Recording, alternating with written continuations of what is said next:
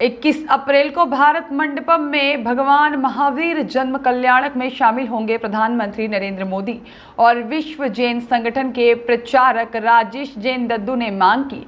जैन समाज की 8 प्रमुख मांगों की क्या पूरा करने का विश्वास दे पाएंगे। केंद्रीय चुनाव में 1 से अधिक टिकट भाजपा जैन समाज को दे, यह मांग की गई। साथ ही गिरनार जी और अन्य पुरातत्व विभाग के अधीन जैन तीर्थ स्थलों को अतिक्रमण मुक्त कराए जाने की सरकार से मांग की गई। केंद्रीय जैन काउंसिल का गठन किए जाने की मांग भी की गई। अल्पसंख्यक मंत्रालय और सांस्कृतिक मंत्रालय में जैन समाज से बनाए मंत्री, इसकी मांग की गई और प्राकृत विश्वविद्यालयों की स्थापना करने की मांग भी की गई। जैन इतिहास को 650 साल पुराना बताने वाली G20 की बुकलेट में जैन इतिहास की सही जानकारी प्रकाशित किए जाने की मांग भी की गई और महामहिम आचार्य श्री विद्यासागर जी समाधि उपरांत भारत रत्न उन्हें दिया जाए, यह मांग की गई। भारत से किसी प्रकार के मांस का निर्यात बंद किए जाने की मांग भी की गई। सरकार उसे अपने स्तर से बनाए, अपने स्तर पर प्रचार करे, जिससे कि जिस सिद्धांत पर हमें भारत देश को आज़ादी मिली है उसका प्रचार प्रसार हो और सभी को कल्याण की भावना हो। जैन धर्म का लोगों को मीडिया या लोगों के दिमाग में ये है कि महावीर भगवान से शुरू है, जबकि जैन धर्म आदिनाथ ऋषभदेव से शुरू है। ऋषभदेव से महावीर तक 24 तीर्थंकर हुए हैं। सर्वप्रथम हमारे तीर्थंकर ऋषभदेव आदिनाथ भगवान है। उन्होंने भी इस भारत देश का नाम भारत जी की प्रेरणा से और उन्हीं के उससे हुआ जैन धर्म के स्टार्टिंग भी आदिनाथ भगवान से। अहिंसा का संदेश देने वाले महावीर भगवान के जन्म कल्याणक पर हम चाहते हैं पूरे विश्व में और भारत में तो कम से कम राम राज्य की स्थापना हो, जिससे सभी लोग सुख से रहें, सभी लोग आपसी सामंजस्य में रहें और प्राणी मात्र के लिए कल्याण की संदेश जाए। बंधुओं, 2 मुद्दे पर मैं विशेष रूप से ध्यान आकर्षित करना चाहता हूँ। एक मुद्दा अहिंसा का है। भारत अहिंसा प्रधान देश है और हमारे यहाँ पर यदि बूचड़ खानों में ये जीव हिंसा के माध्यम से जो निर्यात हो रहा है जीवों के मांस का, उस पर सरकार सब्सिडी देती है, तो ये बहुत ही दुर्भाग्यपूर्ण बात है। यह सोर्स ऑफ रेवेन्यू कभी भी नहीं हो सकता है और इस प्रकार के कामों को से भारत की छवि गरिमा कम हो रही है।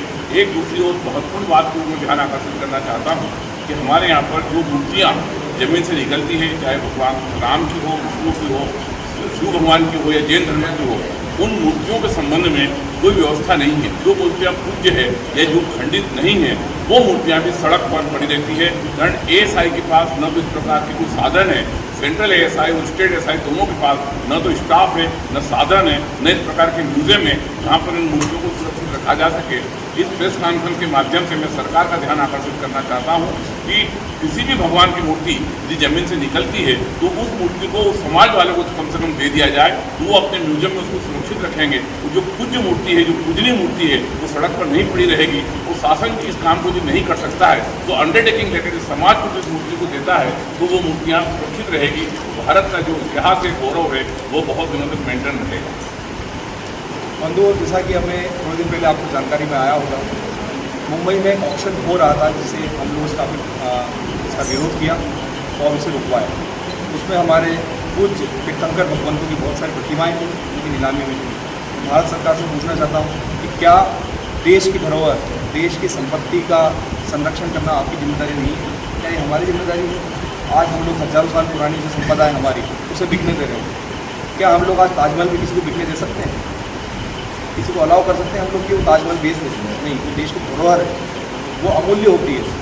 तो इसी प्रकार से जो भी हमारी प्रतिमाएं हैं, चाहे वो राम की हो, चाहे भगवान राम की हो, चाहे भगवान विष्णु की हो या फिर भगवान महावीर की क्यों नहीं हुआ, जो तीर्थंकर की क्यों नहीं हो, सारी की सारी प्रतिमाएँ जो कि पुरानी हैं, देश की धरोहर है, अगर कहीं पर भी पाई जाती है, ज़मीन में मिलती है, सरकार उनका संरक्षण करे, जैसा कि वेद साहब ने कहा, और उनकी नीलामी पर चाहे देश हो चाहे विदेश हो प्रतिबंध लगाए और जहाँ पे भी विदेशों में इस तरह की नीलामी होती है उसे वापस लेने का प्रयास करें, वहाँ की सरकारों से संपर्क करें और वापस लाने का प्रयास करें। नीलामी बंद होगी तभी जाके चोरियाँ बंद होगी। हम लोगों ने एक बात देखी है, हमारे मंदिरों में, चाहे हिंदू मंदिर हो, जैन मंदिर हो, कहीं भी हो, चोरियाँ बहुत होती हैं। चोरियाँ होने का कारण क्या है?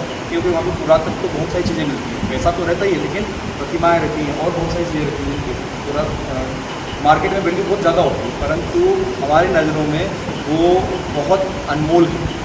सरकार से हमारा निवेदन है कि उन्हें जितने भी पुरानी मॉन्यूमेंट्स हैं उनको पर्याप्त मुझे बोलना चाहिए सुरक्षा प्रदान करें, साथ में इस तरह की किसी भी नीलामी की गतिविधि को रोक लगा दें।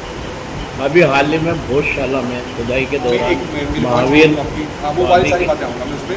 महावीर स्वामी की प्रतिभा निकली है, क्या उस बारे में आप पूरा समाज क्या करते हैं?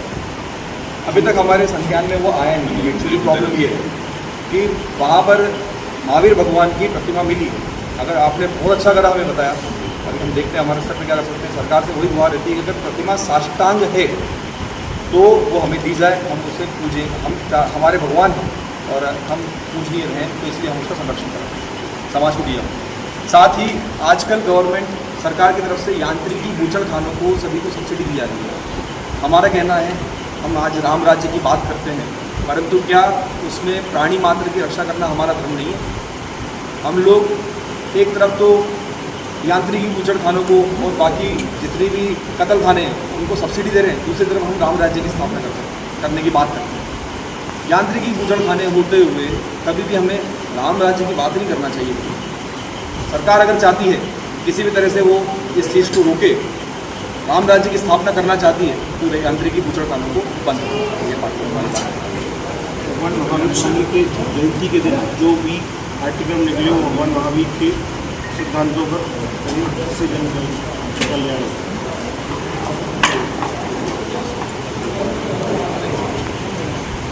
Bureau report.